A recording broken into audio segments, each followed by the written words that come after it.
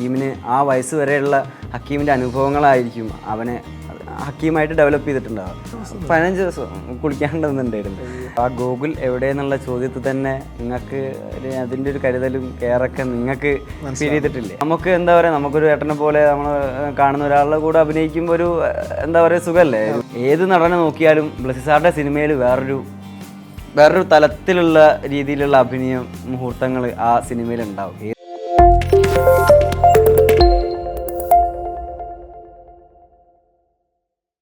Hi hello welcome to Skylark Pictures Entertainments. Aadujeevitham എന്ന സിനിമ നജീബിൻ്റെ മാത്രമല്ല, ഹക്കീം എന്നൊരു കഥാപാത്രം ഇന്ന് വെള്ളിത്തിരയിൽ ഒരുപാട് ചർച്ചയായിക്കൊണ്ടിരിക്കുകയാണ്. ഹക്കീം എന്ന കഥാപാത്രത്തെ വെള്ളിത്തിരയിൽ അവതരിപ്പിച്ച ഗോകുലാണ് ഇന്ന് എൻ്റെ ഒപ്പം ഉള്ളത്. വെൽക്കം ഗോകുൽ. ഹലോ. ഹായ്, സുഖമല്ലേ?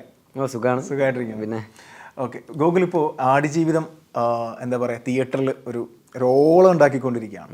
അപ്പോൾ ഈ ഒരു ഓറ നമ്മൾ എൻജോയ് ചെയ്യുന്നുണ്ട്. അപ്പോൾ ഗോകുലിൻ്റെ കഥാപാത്രവും ഒരുപാട് ആളുകൾ സെലിബ്രേറ്റ് ചെയ്യുന്നുണ്ട്. So how do you feel now? Grateful ആണ്, ഭയങ്കര പ്രൗഡാണ്.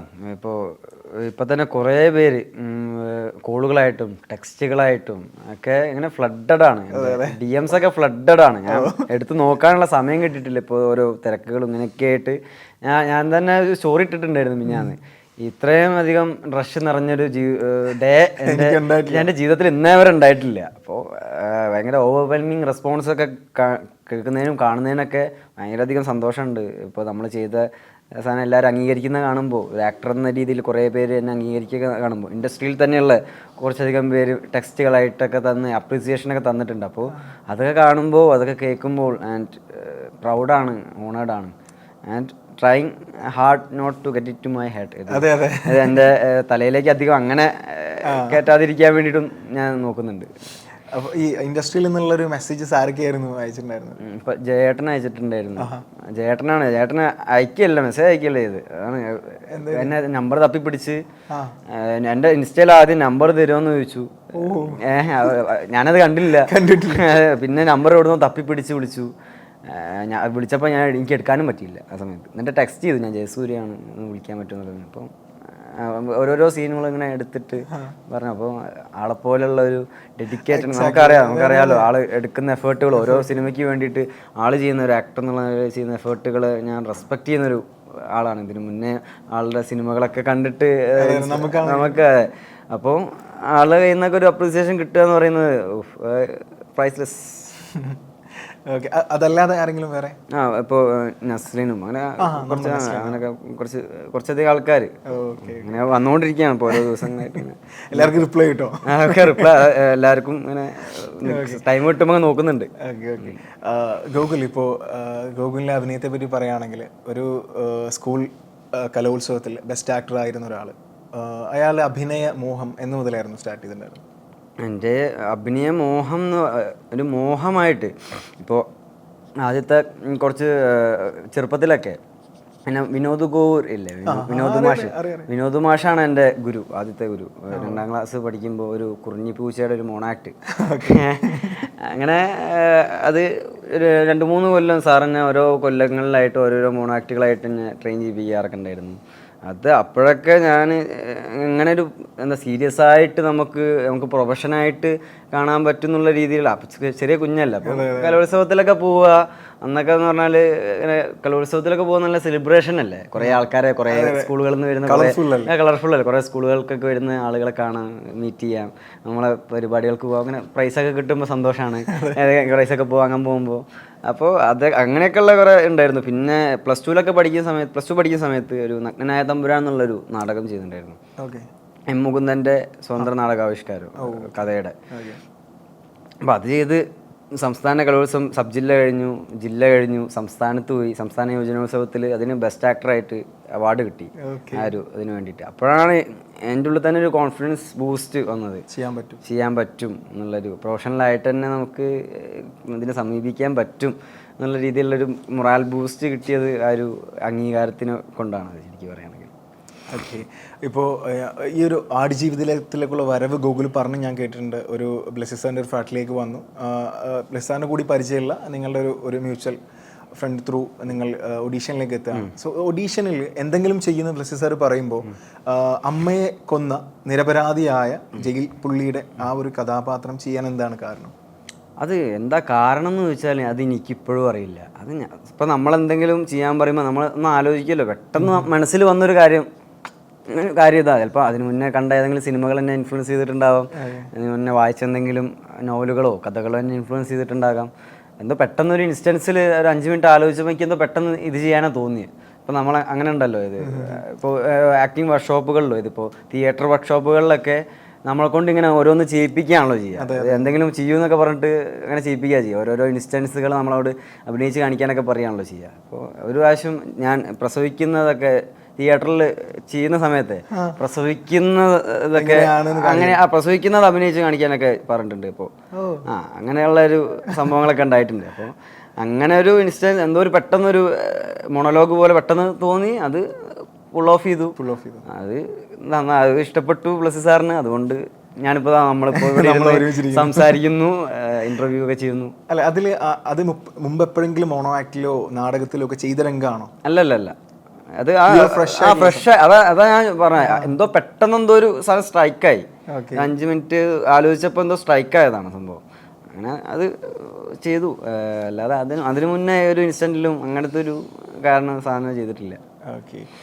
ഇപ്പോൾ രാജുവേട്ടൻ്റെ ഡയറ്റിനെ പറ്റിയും രാജുവേട്ടൻ്റെ ട്രാൻസ്ഫോർമേഷനെ പറ്റിയൊക്കെ നമ്മൾ ഒരുപാട് കേട്ടു. അപ്പോൾ രാജുവേട്ടൻ തന്നെ ഓഡിയോ ലോഞ്ചിൽ പറഞ്ഞതാണ്, നോട്ട് ഓൺലി മീ, ഗോകുൽ എന്ന് പറയുന്ന ഒരു പയ്യനുണ്ട്, അവനും എന്നെപ്പോലെ തന്നെ സ്ട്രഗിൾ അനുഭവിച്ച് വന്നതാണ്. അപ്പോൾ ഈ ഒരു ജേണിയില്ലേ, ഇപ്പോൾ അതായത് ഗോകുൽ ഒരു അഡോളസന്റ് പീരീഡിലാണ് ഇതിന്റെ ഭാഗമാണ്. ഗോകുൽ തന്നെ പറഞ്ഞിട്ടുണ്ട്, എങ്ങനെയാണ് ആ sentence, learn from the best of the best. അതെ. അപ്പോൾ ഈ ഒരു പ്രിപ്പറേഷൻ ഉണ്ടല്ലോ ക്യാരക്ടറിന്, ഇപ്പോൾ ഡയറ്റിന്റെ കാര്യമൊക്കെ പറഞ്ഞു, അതല്ലാതെ മാനസികമായ എന്ത് തരം പ്രിപ്പറേഷൻസ് ഒക്കെ ആയിരുന്നു ഗോകുൽ നടത്തിയിട്ടുണ്ടായിരുന്നു? ഇപ്പോൾ ഒരു കഥാപാത്രം, അതായത് ഞാൻ ഗോകുൽ ഇപ്പോൾ 24 വയസ്സ് വരെ ആയിട്ട് ഞാൻ ഇത്രയും 24 വയസ്സ് വരെയുള്ള എക്സ്പീരിയൻസുകൾ, അതാണ് ഗോകുലിനെ ബിൽഡ് ചെയ്തത് അല്ലേ. അപ്പോൾ നമ്മൾ ജനിക്കുന്ന സമയത്ത് നമ്മളൊന്നും ഇല്ലാതെ ജനിക്കുന്നത്, നമ്മളൊന്നും ചൂസ് ചെയ്യുന്നില്ല. നമ്മുടെ അച്ഛനും അമ്മയും ആരാണെന്ന് നമ്മൾ ചൂസ് ചെയ്യുന്നില്ല, നമ്മൾ ജനിക്കുന്ന സ്ഥലം എവിടെയാണെന്ന് നമ്മൾ ചൂസ് ചെയ്യുന്നില്ല. എല്ലാം എന്താണ് ഇങ്ങനെ നമുക്ക് തരികയാണല്ലോ ചെയ്യുന്നത്. അപ്പോൾ ജനിച്ചതിന് ശേഷം നമ്മളിങ്ങനെ ഓരോ ലെയറുകളായി നമ്മളിങ്ങനെ ഒരു മനുഷ്യൻ എന്ന രീതിയിൽ ഇങ്ങനെ വികസിച്ചുകൊണ്ടിരിക്കുകയാണല്ലോ. 24 വയസ്സ് എത്തിക്കുന്ന ഗോകുലിനുള്ള അനുഭവങ്ങളാണ് ഗോകുലിനെ ഞാനിപ്പോൾ ഈ സംസാരിക്കുന്ന രീതിയിൽ ഗോകുലിനെ ഡെവലപ്പ് ചെയ്തിട്ടുള്ളത്. അപ്പോൾ അതേപോലെ തന്നെ ഹക്കീമിന് ആ വയസ്സ് വരെയുള്ള ഹക്കീമിൻ്റെ അനുഭവങ്ങളായിരിക്കും അവനെ ഹക്കീമായിട്ട് ഡെവലപ്പ് ചെയ്തിട്ടുണ്ടാവുക. അപ്പോൾ അങ്ങനെയുള്ള കുറേ ഹക്കീമിൻ്റെ കുറേ ബാക്ക് സ്റ്റോറികൾ, അങ്ങനെയുള്ള കുറേ കാര്യങ്ങളൊക്കെ എൻ്റെ ഇമാജിനേഷനിൽ തോന്നിയ കുറേ കാര്യങ്ങൾ. എനിക്കൊരു ബുക്കുണ്ട്, ഹക്കീം ബുക്ക് എന്നൊക്കെ പറയും. അപ്പോൾ ആ ബുക്കിൽ ഇങ്ങനെ എഴുതിയിട്ട് ഒക്കെ വെക്കും. പിന്നെ ഇങ്ങനെയൊക്കെ ആയിരിക്കാം അങ്ങനെയൊക്കെ അവന് പിന്നെ ആ ഒരു കാലഘട്ടമാണല്ലോ, കാലഘട്ടങ്ങളിൽ അവനൊരു സിനിമാ പ്രേമിയാണ്. എന്നെ ഇമാജിനേഷനില്ല. അപ്പോൾ ആ 93 മുന്നേ ഇറങ്ങിയ മലയാളം സിനിമകൾ, അന്നൊക്കെ ലാലേട്ടൻ്റെയും മമ്മൂക്കയൊക്കെ സിനിമകൾ, കുറേ സിനിമകളൊക്കെ ഇറങ്ങി. അപ്പോൾ അവൻ ആ സിനിമകളൊക്കെ തിയേറ്ററിൽ പോയി കണ്ടിട്ടുണ്ടാവും, അന്ന് ഒക്കെ എൻജോയ് ചെയ്തിട്ടുണ്ടാവും. അപ്പോൾ അങ്ങനത്തെ കുറേ അന്ന് കേട്ട പാട്ടുകൾ, അങ്ങനത്തെ കുറേ ബാക്ക് സ്റ്റോറികളൊക്കെ ഉണ്ടാവില്ല. അങ്ങനെ കുറേ കാര്യങ്ങൾ. പിന്നെ ഡയലോഗുകളിലെ സബ് ടെക്സ്റ്റുകൾ എന്ന് പറഞ്ഞ സംഭവമില്ലേ, ടെക്സ്റ്റും സബ് ടെക്സ്റ്റും ഉണ്ടല്ലോ. അത് പറയുന്നത് ഒന്ന് ചിലപ്പോൾ മീൻ ചെയ്യുന്നത് വേറെ ഒന്നായിരിക്കും. ഇപ്പോൾ അങ്ങനെ ഉണ്ടല്ലോ, നമ്മളിപ്പോൾ പറയുന്ന ഒരു കാര്യം ചിലപ്പോൾ മീൻ ചെയ്ത് ഉള്ളിൽ മീൻ ചെയ്യുന്നത് വേറെ കുറേ കാര്യങ്ങളായിരിക്കും. അങ്ങനത്തെ കുറേ സബ് ടെക്സ്റ്റുകൾ ഓരോ ടെക്സ്റ്റിനും അങ്ങനെ കണ്ടുപിടിക്കാൻ വേണ്ടി ശ്രമിച്ചിട്ടുണ്ട്. പിന്നെ ഓരോ മാനറിസങ്ങൾ. ഇപ്പോൾ ആദ്യത്തെ ഷെഡ്യൂളിൽ ശരിക്കും എന്നോട് പറഞ്ഞത് നീ ആയാൽ മതി എന്നുള്ള രീതിയിൽ ബ്ലസ്സി സാറ് തന്ന ഒരു ഇൻഫോ. എൻ്റെ ഒരു ചിരിയുണ്ട്, ആ ചിരി അവിടെ അങ്ങനെ തന്നെ കൊടുക്കുക എന്നുള്ള രീതിയിലാണ് സാറ് എനിക്ക് തന്നൊരു ഇൻപുട്ട്. പിന്നെ അതിനുശേഷം 10 ദിവസം എൻ്റെ ആക്ടിങ്ങിൻ്റെ ഒക്കെ കഴിഞ്ഞിട്ട് ഞാൻ ബ്ലസ്സി സാർ അസിസ്റ്റ് ചെയ്തിട്ടുണ്ടായിരുന്നു, AD ആയിട്ട് വർക്ക് ചെയ്തിട്ടുണ്ടായിരുന്നു. അപ്പോൾ ആ സമയത്തൊക്കെ നമ്മൾ മരുഭൂമിയിൽ കിടന്ന് കളിക്കുകയാണല്ലോ. അപ്പോൾ മരുഭൂമിയിൽ നിന്ന് കിട്ടിയ കുറേ ഇതുണ്ട്. അവിടെ നിന്ന് നിൽക്കുമ്പോൾ നമുക്ക് കിട്ടിയ കുറേ നമ്മൾ ഒബ്സർവ് ചെയ്യുന്ന കുറേ കാര്യങ്ങളുണ്ടല്ലോ, അതൊക്കെ എഴുതി വെക്കുക. അതൊക്കെ 3 വർഷത്തിന് ശേഷം ചെയ്യുന്ന കഥാപാത്രത്തിന് ഉപയോഗിക്കുക. അങ്ങനത്തെ കുറേ കാര്യങ്ങൾ. പിന്നെ ഇപ്പോൾ ആ ഹക്കീമിൻ്റെ തന്നെ ഒരു പിവോട്ടൽ സീനുണ്ട് സിനിമയിലെ, ഒരു ഇമ്പോർട്ടൻ്റ് ആയിട്ടുള്ളൊരു സീനുണ്ട്. അതിൽ തന്നെ ആ മുഖം മാറിയൊരു ഇതിലൊക്കെ പല്ലുകടി, ഒരു അപസ്മാരം പിടിച്ചതുപോലുള്ള അങ്ങനെയൊക്കെ കുറേ കാര്യങ്ങൾ. ഇപ്പോൾ ഞാൻ അപസ്മാരം പിടിക്കുന്നത് ചെറുപ്പത്തിൽ അസംബ്ലിക്കൊക്കെ നിൽക്കുമ്പോൾ ഒരു കുട്ടി അപസ്മാരം പിടിച്ച് വീഴുന്നത് ഞാൻ നേരിട്ട് കണ്ടിട്ട് പേടിച്ചൊക്കെ പോയിട്ടുണ്ട്. എനിക്കിപ്പോഴും മെമ്മറബിൾ ആയിട്ടുള്ളൊരു സീനായി. അങ്ങനൊരു അന്ന് പേടിച്ചു പോയൊരു സീൻ. അവളൊരു പെൺകുട്ടിയായിരുന്നു. അവളിങ്ങനെ കളിക്കുന്നതൊക്കെ ഞാൻ കണ്ടിട്ട് എനിക്ക് പേടിച്ച് പോയിട്ടുണ്ട് ഞാനത്. അപ്പോൾ അതൊക്കെ ഈ ഒരു ഇതിലേക്ക് ഇൻകോർപ്പറേറ്റ് ചെയ്ത് കഴിഞ്ഞാൽ നന്നാവും എന്നുള്ളൊരു തോന്നലിൽ അങ്ങനെയൊക്കെ കുറേ വർക്ക് മെൻ്റലി ഉള്ള കുറച്ച് വർക്കൊക്കെ ചെയ്തിട്ടുണ്ടായിരുന്നു. ഇപ്പോൾ നമുക്ക് നോർമലി ഒരു നിഷ്കളങ്കനായ ചെറുപ്പക്കാരനാണ്, 24 വയസ്സുകാരനാണ്, ഒരു നിഷ്കളങ്കനായ ചെറുപ്പക്കാരനാണ്. പക്ഷേ രണ്ട് ധ്രുവങ്ങളിൽ നിൽക്കുന്ന കാര്യങ്ങളാണ്. ഇപ്പോൾ നിഷ്കളങ്കനായ ഒരാൾ അതേ ടോണിൽ മെച്യൂരിറ്റി നിലനിർത്തുക എന്നുള്ളത്. സോ അതിനൊക്കെ എന്തായിരിക്കും ഹെൽപ്പ് ചെയ്യുക? ഒരുപാട് വായിക്കുന്ന ഒരാളാണ്, കാരണം സംസാരത്തിൽ ഭയങ്കര ഒപ്റ്റിമിസ്റ്റിക് ആണ്, ഭയങ്കര മെച്യൂർഡ് ആണ്, പക്ഷെ കാണുമ്പോൾ വളരെ നിഷ്കളങ്കനായ ഒരാളാണ്. ഈ ഒരു കോംബോ ഞാൻ അധികം കണ്ടിട്ടില്ല, അതുകൊണ്ടാണ് ചോദിക്കുന്നത്. എന്താണ് അത്തരം പുസ്തകങ്ങളൊക്കെ അല്ലെങ്കിൽ അത്തരം ജീവിതാനുഭവങ്ങളൊക്കെ ഉള്ളതുകൊണ്ടാണ് അങ്ങനെ ഒരു സംസാരവും അങ്ങനെ ഒരു ചിന്തയൊക്കെ ഉണ്ടാവാൻ കാരണം? ഇപ്പോൾ വായന ഉണ്ട്. ഇപ്പോൾ ചെറുപ്പത്തിലെ നല്ല വായന ഉള്ള ഒരു ആളായിരുന്നു. അതെ, അതറിയാനുണ്ട്.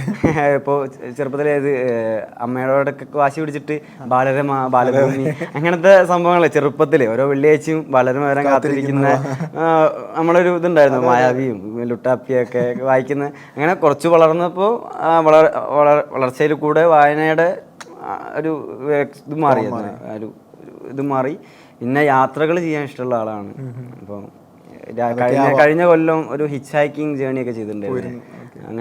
അങ്ങനത്തെ കുറച്ച് അനുഭവങ്ങളൊക്കെ മേ ബി അതായിരിക്കും കുറച്ചുകൂടെ കണക്ട് ആയിട്ടുണ്ടാവും അല്ലേ? ഇപ്പോൾ ബ്ലെസ്സി സാറിനെ പറ്റിയിട്ട് അമല പോൾ പറഞ്ഞൊരു കാര്യമുണ്ട്. അദ്ദേഹത്തിൻ്റെ സ്ക്രിപ്റ്റിലെ നറേഷൻ, നമ്മൾ സ്ക്രിപ്റ്റ് കൊടുക്കുമ്പോൾ അത് വായിക്കുമ്പോൾ പ്രണയഭാരത്താൽ മുങ്ങിപ്പോകുന്ന വഞ്ചി എന്നാണ് അവരുടെ ആ ഒരു പ്രണയത്തെ തന്നെ അദ്ദേഹം ഉപമിക്കുന്നത്. അപ്പോൾ ഗൂഗിളിലേക്ക് വരുന്ന ബ്ലെസ്സി സാറിൻ്റെ സ്ക്രിപ്റ്റ് ഉണ്ടാവില്ലേ, അതിൽ അങ്ങനെ എന്തെങ്കിലും അട്രാക്റ്റീവായ മെമ്മറബിൾ ആയ എന്തെങ്കിലും ലൈൻസോ മറ്റുണ്ടോ? എനിക്ക് പറയുന്നത് അത് പക്ഷെ പറയാൻ പറ്റില്ല.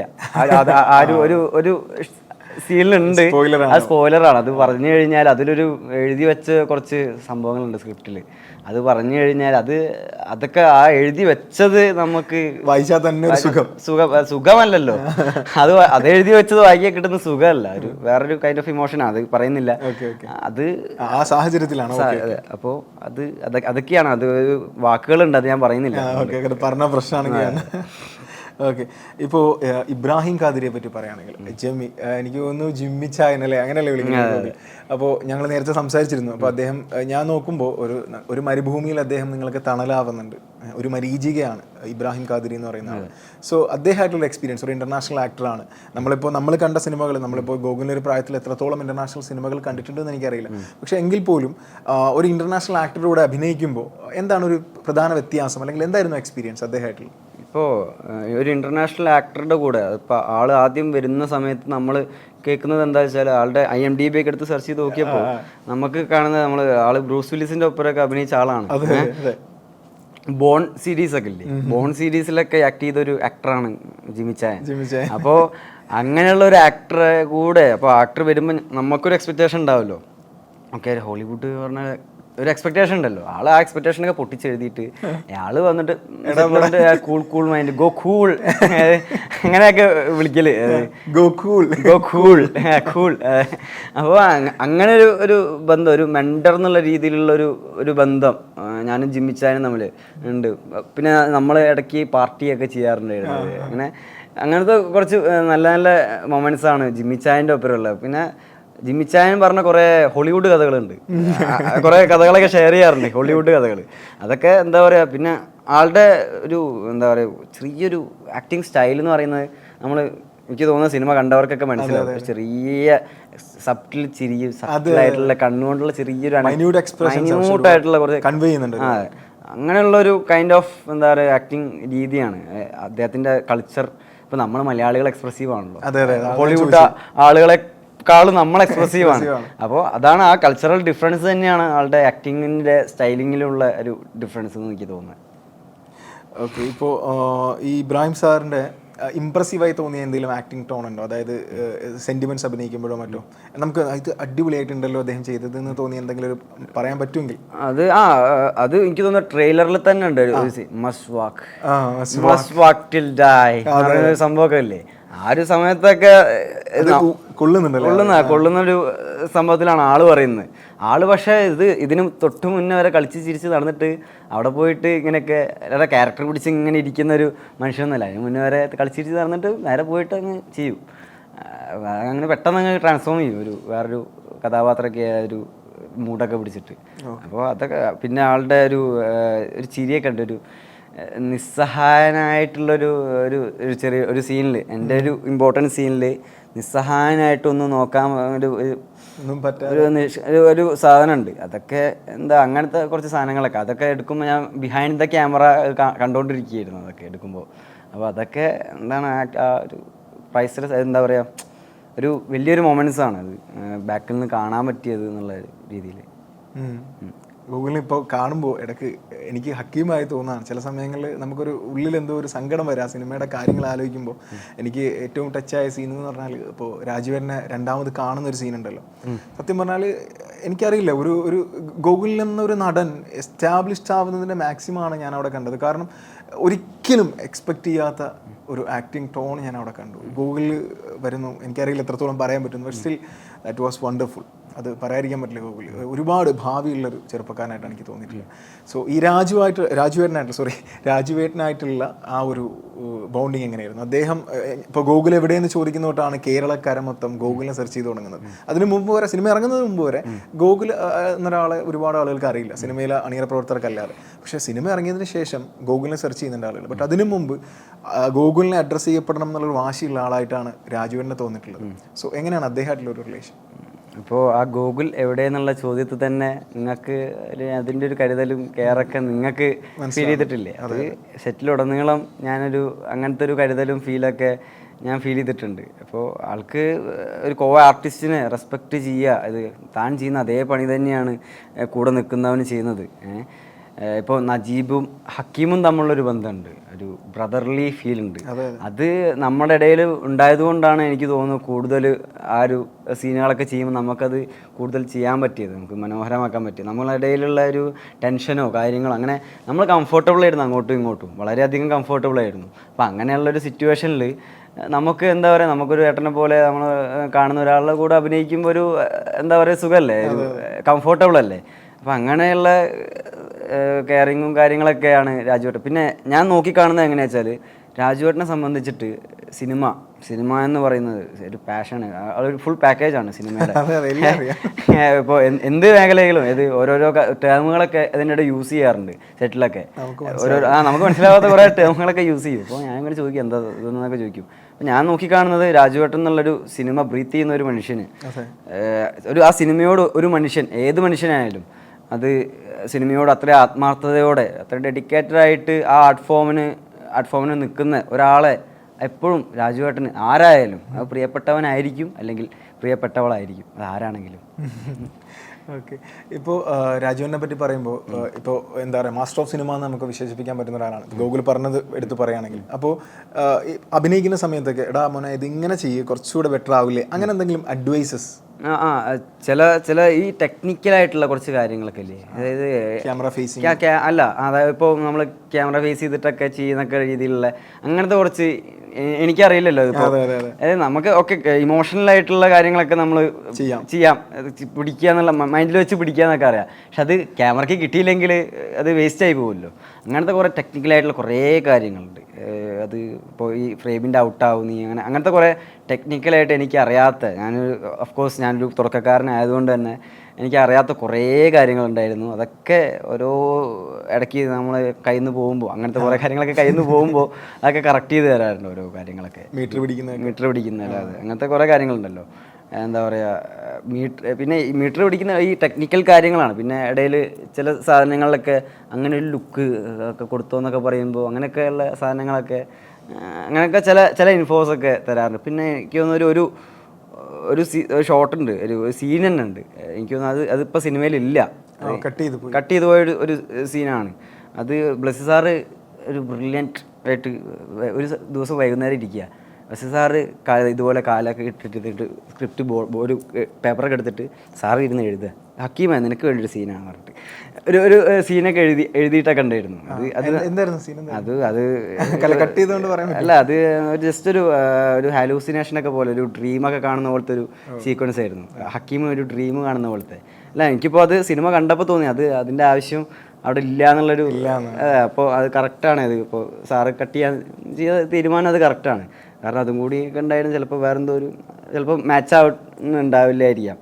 അത് എന്താ പറയുക, അത് ആ സമയത്തൊക്കെ നമ്മളൊരു സ്വപ്നം കണ്ടിട്ട് കാണുന്ന പോലത്തെ ഒരു സംഭവങ്ങളൊക്കെ ആ സമയത്തൊക്കെ രാജുവേട്ടൻ്റെ ഒരു കുറച്ച് ഇൻപുട്ടുകളും ഇതിങ്ങനെ ആ ഒരു രീതിയിലൊക്കെ ചെയ്ത് നോക്കുന്നൊക്കെ പറഞ്ഞ രീതിയിൽ അങ്ങനെയൊക്കെ കിട്ടിയിട്ടുണ്ട്. ഓക്കെ, അതുപോലെ പഠനം എഫക്ട് ചെയ്തു എന്ന് പറഞ്ഞല്ലോ. സിനിമയിൽ പോയിട്ട് സെം ഔട്ടായോ? എന്താ പറ്റി? സെം ഔട്ടായി. 3rd സെം ഞാൻ ഔട്ടായിട്ടുണ്ട്. പക്ഷെ 3 കൊല്ലം പഠിച്ചിട്ടുണ്ട്. എന്നാൽ പോലും വലിയൊരു സക്സസിന്റെ ഭാഗമല്ലേ? ഞാനിപ്പോൾ അതിനെ നോക്കിക്കാണുന്നൊരു ഇതുണ്ട്, ഒരു വ്യൂ പോയിന്റ് ഉണ്ട്. എങ്ങനെയാ വെച്ചാൽ ഒരു വർഷത്തിൽ കുറേ പേര് ഡിഗ്രി കഴിഞ്ഞിട്ട് പുറത്തിറങ്ങും. ആടുജീവിതം പോലുള്ളൊരു സിനിമയിൽ വേൾഡ് ക്ലാസ് പ്രൊഡക്റ്റിൽ അഭിനയിക്കാൻ ചിലപ്പോൾ ഒരാൾക്കേ പറ്റും. അതെ, എനിക്കേ പറ്റിയിട്ടുള്ളൂ. അപ്പോൾ അതൊരു പ്രൗഡല്ലേ? ഉറപ്പായിട്ടും we are all proud of you. പല കാര്യങ്ങളിലും അത് പിന്നെ പറയാം. അപ്പോൾ നമുക്ക് ഈ കുബൂസ് വെള്ളത്തിൽ മുക്കി, ശരിക്കും അങ്ങനെ ഒരു സീൻ ഗൂഗിളിൻ്റെതായി കണ്ടതായി ഞാൻ ഓർക്കുന്നില്ല സിനിമയിൽ. രാജുവേണ്ടതൊക്കെയാണ് പിന്നെയുള്ളത്. അപ്പോൾ എങ്കിൽ പോലും അങ്ങനെ ഒരു പ്രിപ്പറേഷൻ ഡയറ്റിലൊക്കെ ഞാൻ അത് ഉൾപ്പെടുത്താം. അപ്പോൾ എനിക്ക് തോന്നുന്നു കുറച്ചുകൂടി ഗ്രൗണ്ടായി കുറച്ചുകൂടി ടച്ചായി ആ കഥാപാത്രത്തെ ഉൾക്കൊള്ളാനാവാം. സോ അങ്ങനെ ഇരിക്കെ വേറെ എന്തൊക്കെ പ്രിപ്പറേഷൻസ് ആണ്? ലൈക്ക് പാല് കറക്കുക, അങ്ങനെ എന്തെങ്കിലുമൊക്കെ ചെയ്തിട്ടുണ്ടോ? പാല് കറക്കുക എന്നുള്ള ഇപ്പോൾ ആ സമയത്ത് ഒരു ആട്ടിൻകുട്ടിയായിട്ട് ഞാൻ ഒരു ഇൻട്രാക്ഷനൊക്കെ ഉണ്ടായിരുന്നു. ഞാൻ ദിവസവും ഒരു ആട്ടിൻകുട്ടി, അങ്ങനെ ഒരു ചെറിയൊരു സീൻ ഉണ്ടായിരുന്നു. ആട്ടിനായിട്ട് ഹക്കീമിനെ കാണിക്കുന്ന ഒരു ചെറിയ സീക്വൻസ് ഒക്കെ ഉണ്ടായിരുന്നു. അതൊക്കെ ഞാൻ കാണിക്കുന്ന സമയത്ത് ഒരു ആടിനായിട്ടുള്ളൊരു മിങ്കിളിങ്ങും കാര്യങ്ങളൊക്കെ ആക്കാൻ വേണ്ടിയിട്ട് ഷൂട്ടിന്റെ സമയത്ത് കേട്ടോ, ആ സമയത്തൊക്കെ എല്ലാ ദിവസവും ആട്ടിൻകുട്ടീൻ്റെ അടുത്ത് വരും. ആട്ടിൻകുട്ടീനെ പിടിച്ചിട്ടൊക്കെ അപ്പോൾ പിന്നെ ആട്ടിൻകുട്ടീൻ്റെ ഒപ്പമൊക്കെ സെൽഫി ഒക്കെ ഉണ്ട്. ഞങ്ങൾ ഒരുമിച്ച് സെൽഫി ഒക്കെ എടുത്തിട്ടുണ്ട്. മൈമുന, അതായത് പേര് മൈമുന, എന്തെങ്കിലുമൊക്കെ പേരിട്ടോ, നമുക്ക് വിളിക്കണ്ടേ മൈമുനെ വാ എന്നൊക്കെ പറഞ്ഞിട്ട് വിളിക്കണ്ടേ. അപ്പോൾ അങ്ങനെയൊക്കെ ആടുകളായിട്ടുള്ളൊരു അങ്ങനത്തെ ബോണ്ടിങ് അങ്ങനത്തെ കാര്യങ്ങളൊക്കെ ചെയ്തു വരാം. പിന്നെ കുറെ നടത്തത്തിലൊക്കെ ഉള്ള ഒരു ഞാൻ ഡെസേർട്ടിൽ നടക്കുന്ന ആളുകൾ ഒരു കാലിന് പവർ കൊടുത്തിട്ടാണ്, കൂടുതൽ പവർ കൊടുത്തിട്ട് ഊന്നിയാ നടക്കുക. അങ്ങനെ ഒരു ഇതുണ്ട് അവിടുത്തെ ആട്ടിടയന്മാർ കേട്ടോ. അപ്പോൾ അങ്ങനെയുള്ള കുറച്ച് നടത്തത്തിലുള്ള ഒരു മാറ്റം ഒക്കെ രീതിയിലുള്ള കാര്യങ്ങളൊക്കെ. അല്ല, ആ അവിടുത്തെ ആട്ടിടയൻ ഒബ്സർവ് ആള് നടക്കുന്നതൊക്കെ നോക്കും. അപ്പോൾ ആള് നടക്കുമ്പോൾ ഞാൻ ഇങ്ങനെ ഒരു കാല് ഊന്നി ഒരു നടത്താണ് ആള് കണ്ടത്. അപ്പോൾ അങ്ങനത്തെ ഒരു കൈൻഡ് ഓഫ് സാധനങ്ങളൊക്കെ ഉണ്ടായിരുന്നു. പിന്നെ കുളിക്കാണ്ടൊക്കെ എത്ര ദിവസം 15 ദിവസം കുളിക്കാണ്ടെന്നുണ്ടായിരുന്നു. അപ്പോൾ അതൊക്കെ സഹിച്ച കൂട്ടുകാർക്കും ഫാമിലിക്കും സെറ്റിൽ ചിലപ്പോൾ അതെ ബുദ്ധിമുട്ടുണ്ടാകും. സെറ്റിൽ നിന്നൊക്കെ സഹിച്ച എല്ലാവർക്കുമാണ് എന്താണ് അതിനൊക്കെയുള്ള ഹാറ്റ്സ് ഓഫ്. രാജുവേട്ടനും അതുപോലെ തന്നെ ആയിരുന്നു ചെയ്തിട്ടുണ്ടാവും എക്സ്പീരിയൻസ് ഒക്കെ ആയിട്ട്. അപ്പോൾ അതുപോലെ എനിക്ക് തോന്നുന്നു ഇൻ ബിറ്റ്വീൻ കുറച്ച് ചാൻസസ് വന്നു എന്ന് ഞാൻ കേട്ടു. റസൂൽ പൂക്കുട്ടി സാറിൻ്റെ സിനിമയിൽ ഉൾപ്പെടെ ചാൻസസ് വന്നിട്ടും ലൈക്ക് ഓക്കെ ഇപ്പോൾ വേണ്ട, എനിക്കൊന്ന് ചെയ്യാൻ സാധ്യത. രാജുവേട്ടൻ ആ ഗ്യാപ്പിൽ ഒരുപാട് സിനിമകൾ ചെയ്തു. Then why Google not done? Because എന്താ പറയുക, അത് ഈ ഒരു സിനിമയ്ക്ക് ബ്ലസ്സി സാർക്ക് ഒരു വിഷൻ ഉണ്ടായിരുന്നു. ഇപ്പോൾ നിങ്ങൾക്ക് ഇപ്പോൾ ആദ്യമായിട്ട് ഒരാളെ കണ്ടതിൻ്റെ ഒരു എക്സൈറ്റ്മെന്റ് ഇല്ലേ നിങ്ങൾക്ക് ആ സിനിമ കാണുമ്പോൾ? ആദ്യമായിട്ടൊരു മുഖം നിങ്ങൾ ആദ്യമായിട്ടൊരു മനസ്സിൽ രജിസ്റ്റർ ചെയ്യുന്നതിൻ്റെ ഒരു ഫ്രഷ്നെസ് ഇല്ലേ, ഒരു പുതുമ ഉണ്ടല്ലോ, അങ്ങനെ ഒരു ഫ്രഷ്നെസ് കാണുന്ന ബ്ലസ്സി സാർക്ക് ഉണ്ടായിരുന്നു. അപ്പോൾ അങ്ങനെ ഒരു രീതിയിൽ ബ്ലസ്സി സാറുടെ ഒരു ബ്ലസ്സി എന്ന ഫിലിം മേക്കറിൽ ഞാൻ അർപ്പിച്ച വിശ്വാസമാണ് 6 വർഷം ഉള്ള കാത്തിരിപ്പ്. അതെങ്ങനെയാ വെച്ചാൽ നമുക്കറിയാം ബ്ലസ്സി സാറുടെ സിനിമകളൊക്കെ ഇപ്പോൾ എൻ്റെ വിരലെണ്ണാവുന്ന സിനിമകൾ മാത്രമേ ബ്ലസ്സി സാർ ചെയ്തിട്ടുള്ളൂ.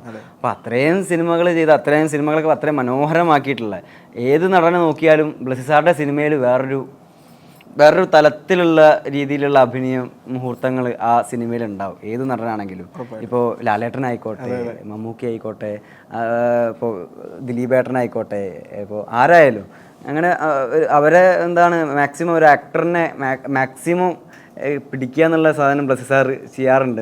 അങ്ങനെയാണ് എനിക്ക് തോന്നുന്നത്. അങ്ങനെയാണ് എന്നേലും ചെയ്തതും രാജുവേട്ടനും എല്ലാവരിലും ചെയ്തത്. അല്ല, ഇപ്പോൾ അതിന് ഉത്തരം ക്ലിയർ ആയി. കാരണം എനിക്ക് മനസ്സിലായി. കാരണം ബ്ലസ്സി സാർ വേറൊരു ഫേസിൽ പോയി കഴിഞ്ഞാൽ ചിലപ്പോൾ ഈ വരുന്ന ഫ്രഷ്നെസ് അപ്പോൾ കിട്ടില്ല.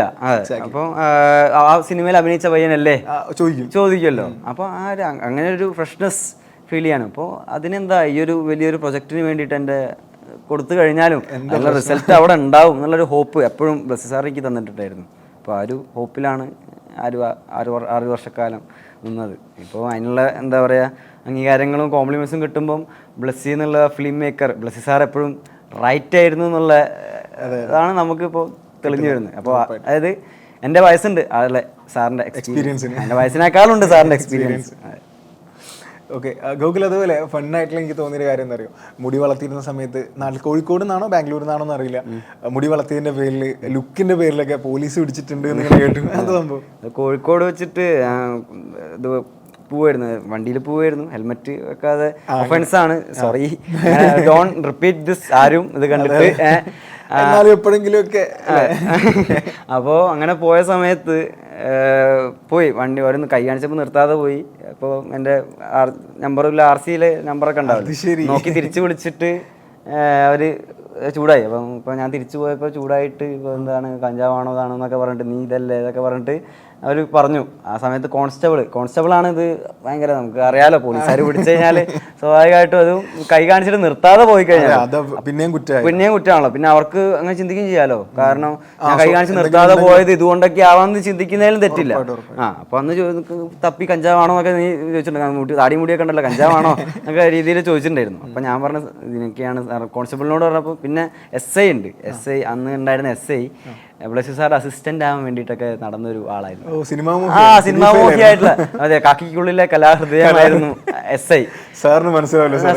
സാറിന് മനസ്സിലായി. സാറിന് ബ്ലസ്സി സാറുടെ സിനിമയാന്നൊക്കെ പറഞ്ഞപ്പോ സാറ് എക്സൈറ്റഡ് ആയിട്ട് കുറെ കാര്യങ്ങളൊക്കെ ചോദിച്ചു. അവിടെ കുറെ നേരം നിന്നിട്ടാണ് ഞാൻ എന്നിട്ട് പെറ്റിയടപ്പിച്ചിട്ടോ, സ്വാഭാവികമായിട്ടും പെറ്റിയടപ്പിച്ചു. അതിലൊന്നും നോ കോംപ്രമൈസ്. ഒഫൻസ്ഡ് ആണല്ലോ, ഒഫൻസ് ചെയ്തിട്ടാണല്ലോ. പ്ലീസ് അതന്നെ ഡോണ്ട് റിപ്പീറ്റ് അതാണ് പറയാനുള്ളത്.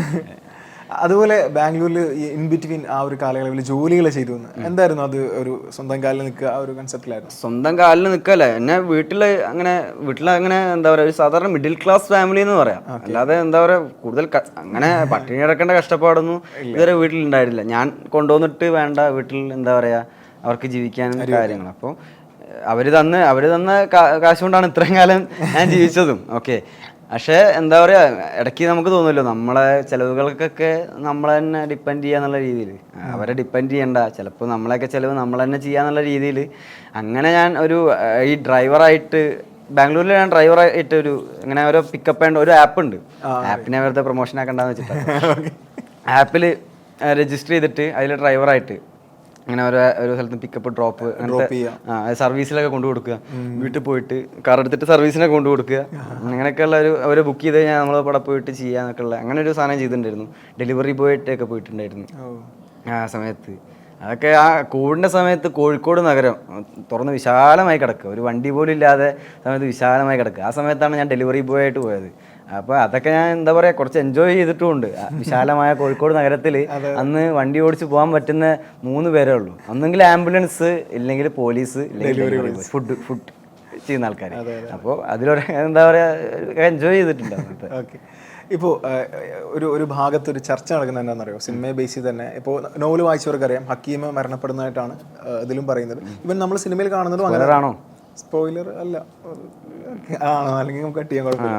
ഓക്കെ, എനിവേ, സോ അപ്പോൾ ശരിക്കും എന്താണ് ഹക്കീം എന്നൊരു ക്യാരക്ടർ, ഇൻ കേസ് അങ്ങനെ ഒരാളുണ്ട് എന്നുണ്ടെങ്കിൽ അദ്ദേഹത്തോടുള്ള ഒരു കമ്മിറ്റ്മെന്റ് എന്താണ്? അദ്ദേഹത്തോട് പറയാൻ ആഗ്രഹിക്കുന്ന കാര്യങ്ങൾ എന്താണ്? ഹക്കീം എന്നുള്ള കഥാപാത്രം ഉണ്ടെങ്കിൽ അപ്പോൾ ഉണ്ട്. അതെ, ഓക്കെ, അതാണ് ഞാൻ പറഞ്ഞത്. അങ്ങനെ എന്തോ ഒരു ചർച്ച ഞാൻ കേട്ടു.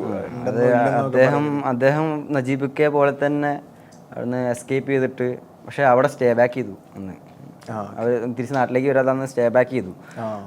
അന്ന് അവർ വിട്ട കണക്ഷനാണ് നമ്മുടെ നജീബുമായിട്ട്. അതെ, പിന്നെ അന്ന് 95 പിന്നെ അതിനുശേഷം എന്താണ് ഇന്നേ വരെ ഹക്കീം പുറത്തു വന്നിട്ടില്ല. അപ്പോൾ പുറത്തു വരേണ്ട സമയം ശരിക്കും കഴിഞ്ഞില്ലേ? ഇത് നോവലൊക്കെ ഇത്രയും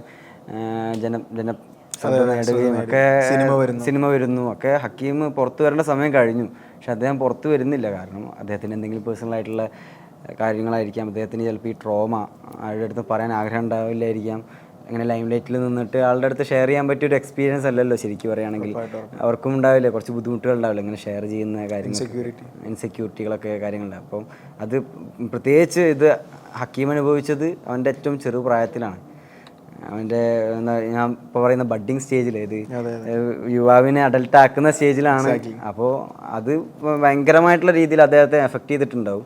അപ്പം അദ്ദേഹത്തേക്ക് കാണുകയാണെങ്കിൽ നിങ്ങളൊരു മനുഷ്യനാണ്, മനുഷ്യാന്ന് പറഞ്ഞിട്ട് നിങ്ങൾ ജീവിച്ച് തീർത്ത ജീവിതം, നിങ്ങൾ സർവൈവറാണ്, നിങ്ങളൊരു യുദ്ധം ജയിച്ചു തീർത്ത ആളാണ് എന്നുള്ള രീതിയിൽ കാണുന്നുണ്ടാവും. കാണുകയാണെങ്കിൽ എനിക്ക് അദ്ദേഹത്തിനോട് ഹഗ്ഗാണ് എനിക്ക് ചെയ്യാനുള്ളത്. കാരണം അദ്ദേഹം ജീവിച്ചു തീർത്ത കുറേ അനുഭവങ്ങൾ ഞാൻ ഇമാജിൻ ചെയ്തിട്ടുണ്ട് എങ്ങനെയായിരിക്കാം എന്നൊക്കെ ഉള്ള രീതിയിൽ.